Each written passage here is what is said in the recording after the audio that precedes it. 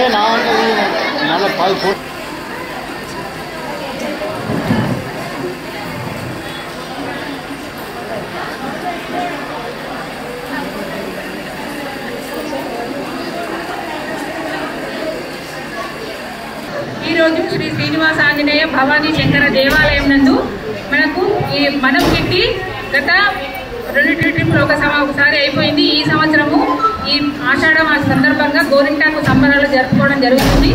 ఈ యొక్క మనకు గోరింటాకు సంబరాలకి మొత్తం కిట్టీలో 108 మంది ఉండే దాదాపుగా 105 మంది రావడం జరిగింది. చాలా సంతోషం, చాలా ఆనందంగా జరుపుకుంటున్నాము. ఈ యొక్క మనకు గోరింటాకు విశేషంగా మనకు ఈ ఆషాఢంలో పెట్టుకోవడం చాలా మంది ఆషాఢంలో ముఖ్యంగా ఈ గోరింటాకు విశిష్టత ఏమంటే మనకు శాస్త్రీయంగా మరియు ఆరోగ్యకరంగా కూడా చాలా ఉపయోగం ఈ గోరింటాకు వలన. ఈ గోరింటాకు అనేది మనకు వేసవికాలం పోయి వర్షాకాలం వస్తుంది కాబట్టి మనకు ఒకేసారి ఈ వాతావరణ మార్పుల వలన మనుషుల్లో వేడి ఉన్నటువంటి తగ్గడానికి ఈ గోరింటాకును పెట్టుకోవడం జరుగుతుంది.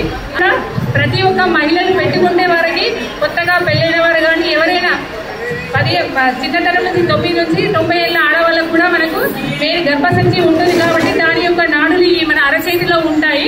ఈ గోరింటాకు పెట్టుకోవడం వలన ఎటువంటి సమస్య రాకుండా ఈ గోరింటాకు కాపాడడం జరుగుతుంది.